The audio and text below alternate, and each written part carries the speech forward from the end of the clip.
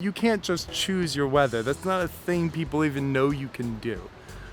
But on the Big Island, it's true. It's the most ecologically diverse place on Earth, on a single slab of land, and you can literally pick the ecosystem or microenvironment you want to visit. You can see rainbows almost any time of day by switching systems. You can get rain, sun, heat or cold. So really, it's easy to get a break from whatever arid environment or wet environment you end up choosing. You can always get out, escape for a bit, and it makes it more doable.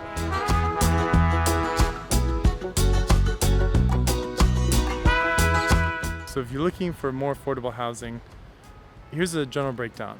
It goes from like Kona, most expensive, to Waimea, second most expensive, to Hilo, third most expensive, middle class-ish to high class areas in terms of cost, not necessarily the neighborhood. Pahoa, cheaper, cheapest, South Point, and then Kalapana is somewhere between Pahoa and South Point. So on the lower end of things. But that doesn't mean the communities are on the lower end of things. You can meet a lot of people. You will notice a huge difference in the sense of community. How willing people are to talk to you, to hang out with you, to meet you. You can make a social network that would rival yours in New York or a big city or Hong Kong or London within a few weeks for what you had to build for years.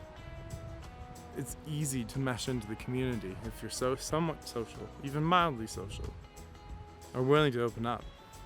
Enjoy the land, the food, and its people. Now, meth is the big thing. Drugs are the big thing. Petty theft, some little bit of murder. These are the things you can expect to look out for. Some places it gets downright ridiculous.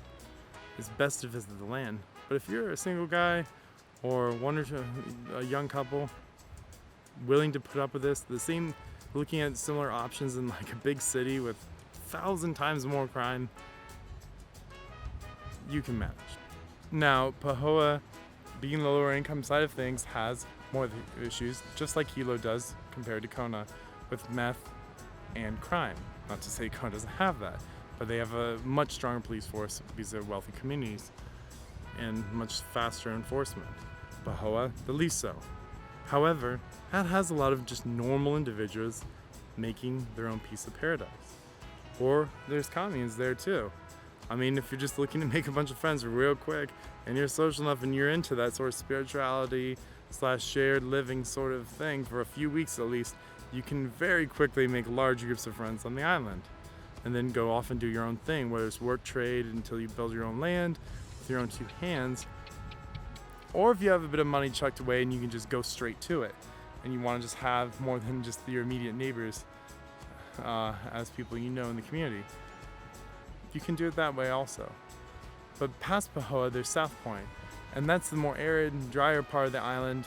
And if you just want a slab of lava where you can slap your shipping container, cut out some windows, put in some pallet floors, and call it home with a solar system, and just occasionally ship in water like a lot of Hawaiian communities do, a lot of low-income communities do on the island, then yeah, you can get a real cheap piece of land there. And it's not too far from a lot of the places like Black Sands beaches, or towards Captain Cook area, or towards popular places to hang out for young people on the weekends. Or new beaches, or whichever elements of the community you choose to hang out in. They're all within a drive. This is something to consider that most pieces of land don't have to offer. Yes, it may be a piece of shit slab of rock, but you can drive in any direction 20-30 minutes and choose your own climate. You can choose to have it wetter, right? You can choose to have it drier. You can choose to have it hotter or colder by going towards the mountains in the center, or by going towards the shore, towards Kona, or the west. That is a variability of ecosystems you do not have on the Big Island. It's one of the last frontiers of cheap land in America or in developed countries. Because of the lava and the largest active volcano in the world, Mauna Loa, and other flows, Hawaiian land around Pahoa is actually like $4,000 an acre, $3,000 an acre. Or you can bargain it down considering how recent its landowner was traumatized by lava. If you want to build a tiny home that you can move or if you want to put out a trailer there for a bit, or if you want to build a shipping container home that's modular, this is your place to do it. It's a huge community growing here. Now the laws are somewhat towards larger lands and larger houses, but there's always a way around it. You can always talk to the county before you buy. Of course, there are things to be concerned with. And lava is not the only reason why land is cheap. Pahoa has an issue with crime. And when you compare it to any large city in America or around the world, it's nothing. It has a very high likelihood of that value going up over time. And you can, if you don't like the weather that day, you can drive 20 minutes into a new system of weather. So as with most real estate, the match is also up to you. For some people, they want to be surrounded by a bunch of young people who are broke who want to talk, play in drum circles and talk about making farm-to-table operations and work for trade and working on a farm with their bare hands and trading those fruits with other people outside the system, which is fine if that's what you're into. Or you want to be people with a wealthier neighborhood with low crime, or you want to be people with middle class income with middle class neighbors. Whatever you want, it does exist on the island. 1 acre for $3,000 to $4,000 in Pahoa or South Point or Kalapana. You do that same thing on the Maui or Oahu, it's millions of dollars. It's ridiculous. It's overpriced. That's why so many Hawaiians and locals move to the Big Island, because they get outpriced in the other islands. Now's a good time to buy. Now in the next few years to build your slice of paradise. And who knows, that land might be worth something someday.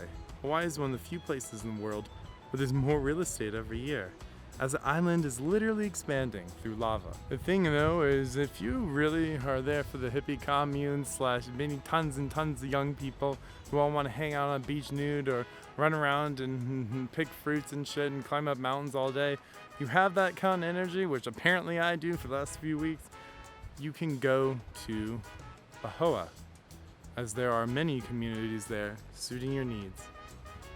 If you're looking for more affordable housing, it's Hilo side. If you're looking more for like established houses, not something you build yourself. On the Kona side, it's already quite expensive. It's the wealthier side of the island. Captain Cook area has the lowest crime in the southwest of the island. These are the general outlays. Now, Waimea is actually my favorite part. It's great for grazing, great for animals, but it's really expensive, especially around the area of Parker Ranch. If you want a piece of paradise and you want to build something that can move, or something modular, or something that can be improved upon over time, Hawaii on the Big Island might just be where you find that piece of paradise.